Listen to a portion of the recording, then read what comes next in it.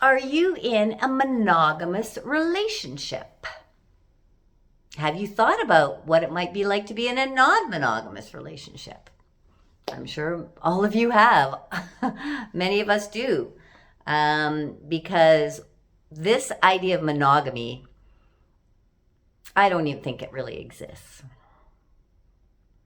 So I want to talk about this because what I mean by that monogamy doesn't really exist, is that we have been put into the confines of this box of monogamy and said and told by society, church, religion, old beliefs that this is the way to live your life. Live in a box, long-term, monogamous, heterosexual, and happy. Be happy. But it's not working. It's just not working for most people. Yes, there's a tiny slice of the pie that it does work for. But for many people, it does not. There's 50% divorce rate. And that's okay. Maybe we're just not meant to spend our lifetime with somebody. We're living longer. We're living much longer. So living 50, 60, 70 years with the same person, is that really what life is all about? And maybe it is. Maybe it is for you, yes. But are you happy? Are you enjoying your life? Are you exploring? Are you expanding in who you are? Are you trying new things? I'm not judging anybody for what how you decide to live your life, but I really think that life is for exploring, for learning, for growing. We have this lifetime here. And I'm all about exploration. I am all about exploration. But we get stuck in this box of monogamy. And now when I talk about monogamy, this is a big umbrella. It's a big umbrella. There are so many things. Okay, monogamy. When I talk about non-monogamy, let's get into non-monogamy. It's a big umbrella. Monogamy is, just one person. You stay with one person. You have sex with one person. That's the only person that you have decided that you're going to have intimate sexual connection with, right? Monogamy. Non-monogamy is a big umbrella. And it can mean a lot of different things when you decide that, okay, so maybe we want to try something different here.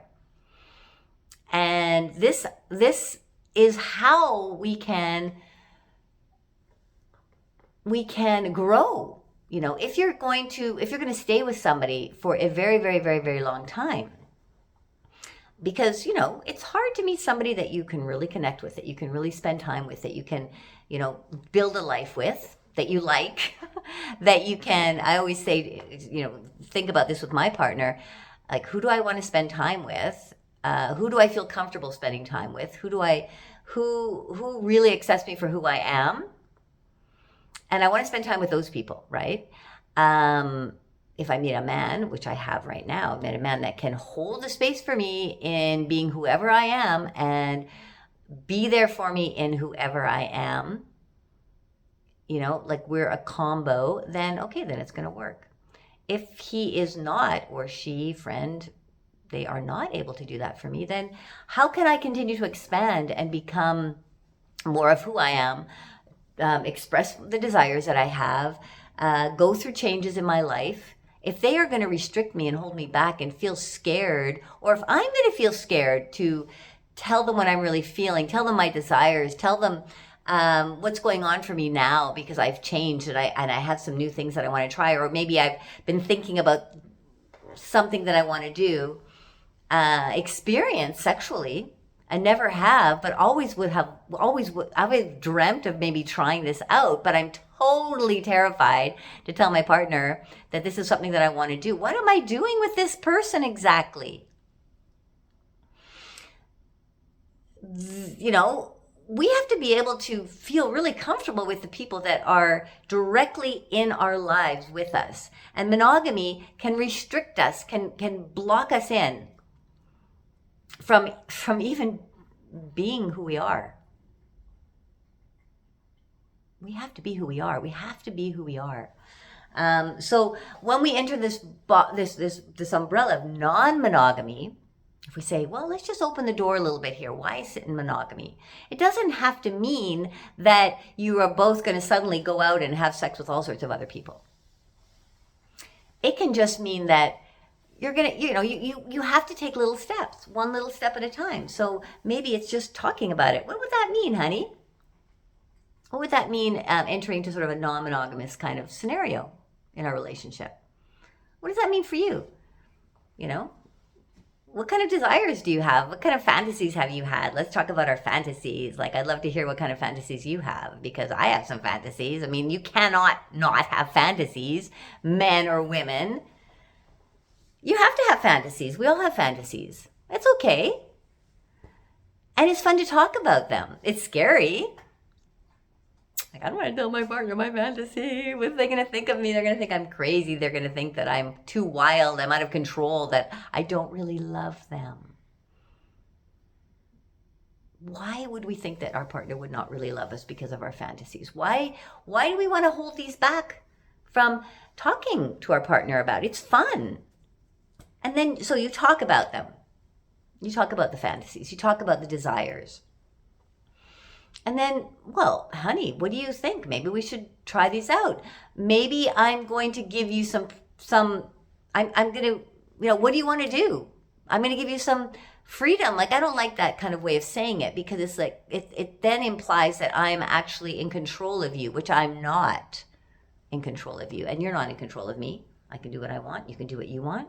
We've made some vows. We've made some boundaries so that we can live together and feel comfortable. But those are flexible. We need to talk about stretching and opening them up. And, if you are not talking about it with your partner and you go and do it anyways because you just really want to, but you're scared to tell them, and so then you're kind of not being who you really are, and you're lying to them about what you're really doing with other people, then it's kind of like bizarre that you're spending like your life with somebody, right? That you can't even talk to about who you are, that you can't divulge what you're really feeling, that you can't share those deep inner feelings. And I know that's not easy, because we are so conditioned to hold things in, to not talk about them, even admit them to ourselves.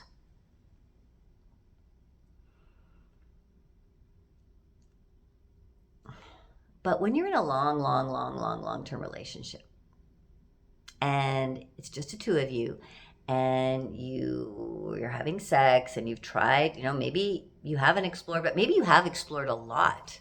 You've tried all sorts of things together, different positions, different types of sexual expression. You've gone into tantra, done lots of tantra, and you've gone into spiritual sexuality, and you've tried all these things, but you're still like, well, you want to try something that's a little bit more non-monogamous.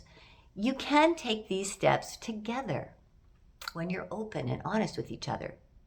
It's like, let's go together. I'm scared to break this belief system, and it would be fun to do with you because I really love you, and I think that, you're a really cool person, and we can do some fun stuff together.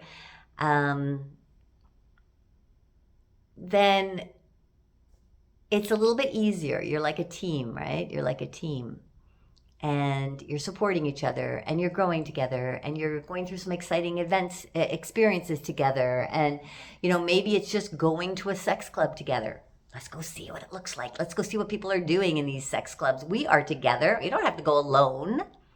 For women, I know it's very scary to do that, although I do know some women who go alone to sex clubs, and they're having a ball and they are empowered. And I know lots of men who go, because men have more courage around sexuality generally. But if you go as a couple, you have each other. right? You support each other. You go with each other. You check it out. See what's going on. See what you like, what you don't like. As a couple, you maybe bring a third in to explore some intimate connections and see how you feel. As a couple, there's all sorts of other kinds of events that are happening out there where there is the potential for non-monogamous connection, and that can just mean maybe kissing with somebody else. You don't have to go into full penetration. So I don't think this monogamy is healthy in the long run, and it doesn't even work in this day and age. And we have to open up and talk about what's really going on inside of us. Get off the internet, living precariously through other people, and go live your life with joy and fun and excitement. And, if you want some help here, guys, I have a program for you now. Empower is what we're doing this kind of stuff, getting to that level of confidence that you can then talk to your partner, because I know that's a blocking road for many people. And I've been there. And I know it's hard, but you can do it, and you can make a big difference in your life, in your relationship, in your connection, in exploring different things, learning about new things, expanding in who you are, So if you're interested in knowing more about the Empower, then DM me. Information in the description below, all sorts of connections, contacts, ways that you can connect with me, more information about the program. Starting July 24th is the next program. I'd love to have you come on in, and let's unwind from these old ways that we've been living and open up to something new and exploratory and more fun, right? Okay. Much love, Mangeek. See you soon. Bye. Love you so much.